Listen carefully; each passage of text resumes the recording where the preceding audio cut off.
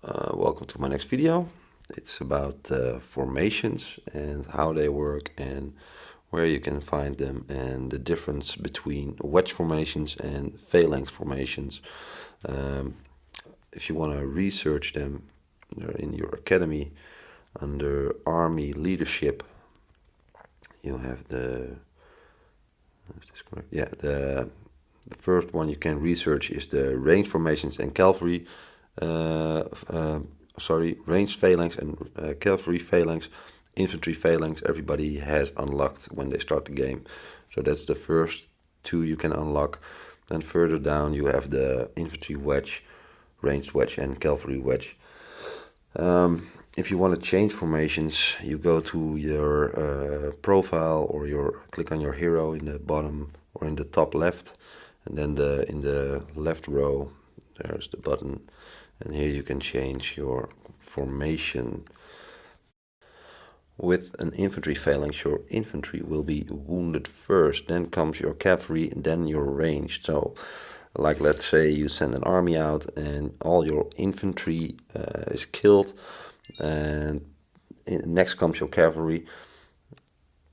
And if you look at the wedges, the infantry will be at front first, but then comes your ranged and then your cavalry. So there's a difference between the two formation types.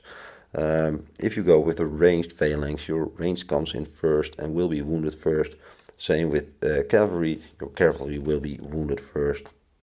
Earlier today I did some attacking on my alt and checked out the differences between the wedges and the phalanx and what have you. First result I'm going to show you is the infantry phalanx versus the infantry phalanx. Let's look at the battle report. Like I said before, if you attack with an infantry phalanx, your infantry will be in front. So yeah, it makes sense.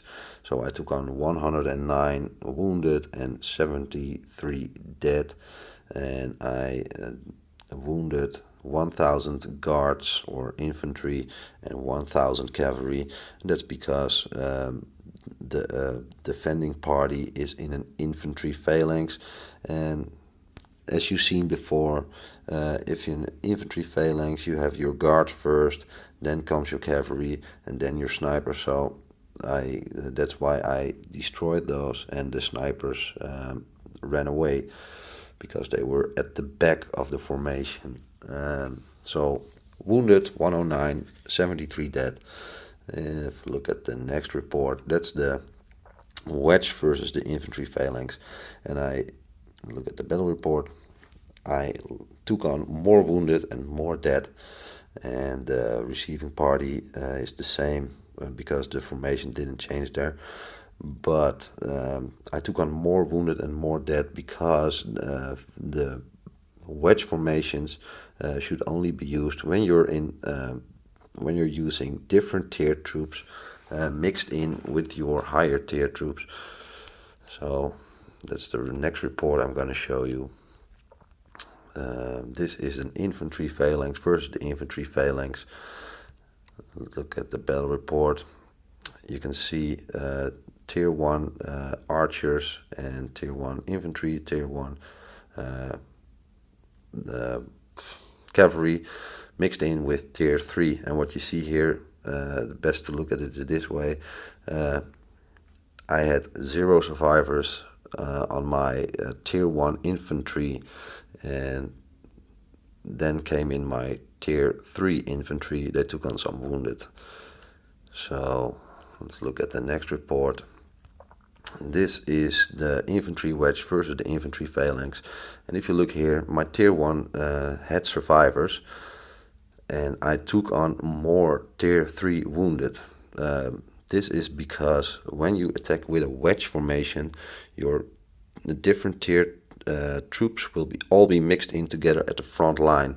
So if I put in tier 1 infantry, tier 2 infantry, tier 3 infantry, and tier 4 infantry, and I attack with a wedge, my losses will be all across those tiers instead of with a phalanx where my tier 3, my tier 1 dies first, then tier 2.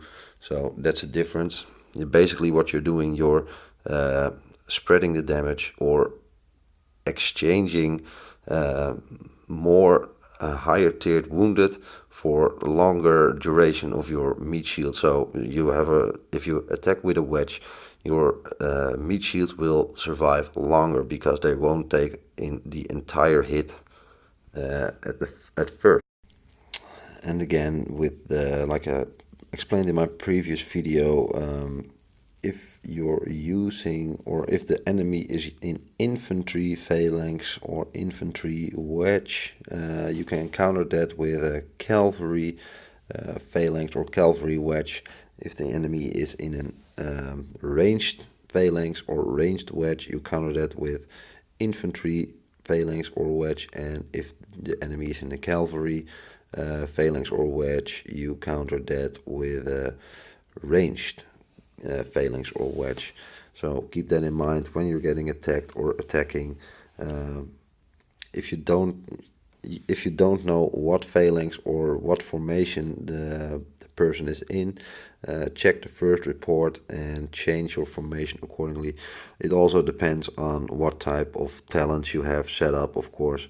If you have to counter with a ranged formation, for example, but you don't have any talents in ranged, it's better to use a different formation, just so you can dish out more damage and don't take on many losses if you don't have very strong troops in that certain type. So that's a thing to keep in mind. Other than that, I think that's about everything about formations. So if you're attacking without meat shields, don't use wedges, only use phalanx. And if you're attacking with meat shields, attack with a wedge, because the damage will be spread. Yeah, that's it, and hopefully see you next time. Bye bye.